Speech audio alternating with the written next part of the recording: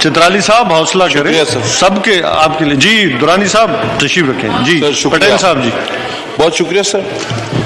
Sir आज private member day था और आपकी बड़ी मेहरबानी, आपने प्राइवेट मेंबर्स को अपनी बात करने का मौका दिया।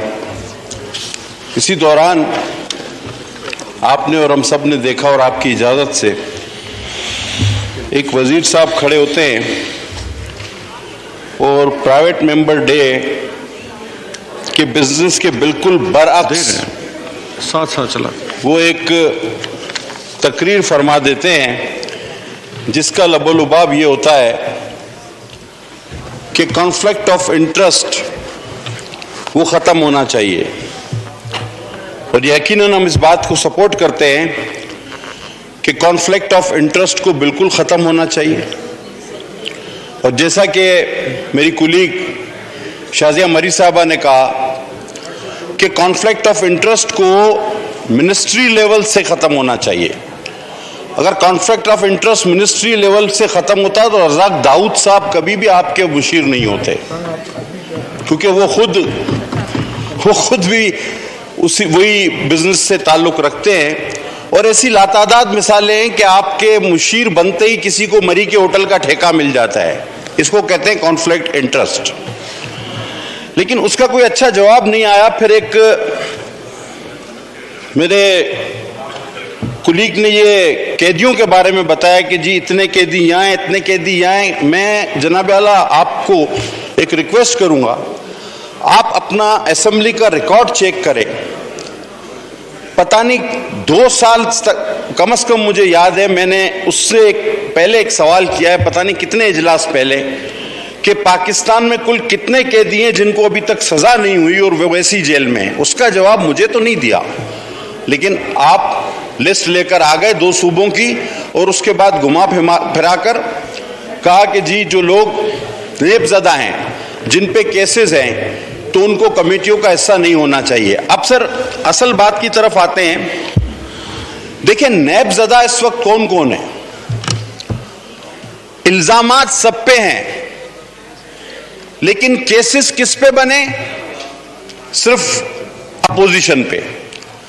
अगर इल्जामात की बुनियाद पर केस बनते तो आधी से ज्यादा कैबिनेट आज नैबज़दा होती या होनी चाहिए, चाहे वो गलत या सही बाद में फैसला हो, लेकिन केस बन चुका होता।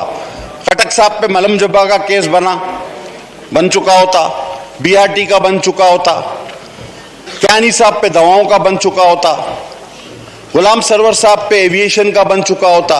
ये सारी कैबिनेट पे केस बन चुके होते और उसके बाद हम यहां खड़े होके कहते कि जनाब इनको तो कैबिनेट में ही नहीं होना चाहिए।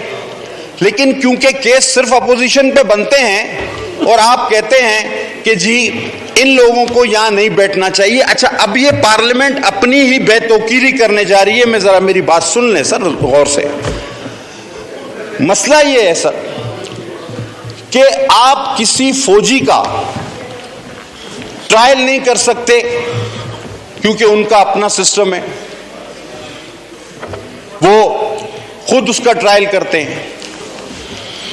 आप किसी जज का ट्रायल नहीं कर सकते, उसको गिरफ्तार नहीं कर सकते क्योंकि उसका जुडिशियल कमीशन फैसला करता है। और इन सारे इदारों को बनाने वाली पार्लियामेंट उसके एक मेंबर को कोई एएसआई या हेड कांस्टेबल भी कॉलर से पकड़ के खींच के ले जाता है। इस पार्लियामेंट ने अपनी बेतौकीरी की है कि जब मैं टूल प्लाजा पे जाता हूं तो वहां लिखा होता है कि जजेस, फौजी अफसरान, इनके लिए कोई टूल प्लाजा पे पैसे देने की जरूरत नहीं है। हां, मेंबरान पार्लियामेंट जरूर अदा करेंगे। ये बोर्ड लिखा हुआ है, ये बोर्ड लिखा हुआ है वहां पे। तो अगर आप खुद अपनी बेतौकीरी पर उतरे हुए हैं और उसके बाद अगर आप जवाब भी दें तो बजाय पॉइंट जो आया था उस पर जवाब देने के कोई खड़ा होकर ये कहे कि जी चूहे नुमा क्या थे, हाथी नुमा चूहे आ गए, गंदुम खा गए, कुत्ते खा गए। मेरे भाई ये आए बाएं शाए करने से या बहस जीतने से ये मसले हल नहीं होंगे। मसले आपके क्या हैं? मुझसे सर हौसले से जरा 1 मिनट।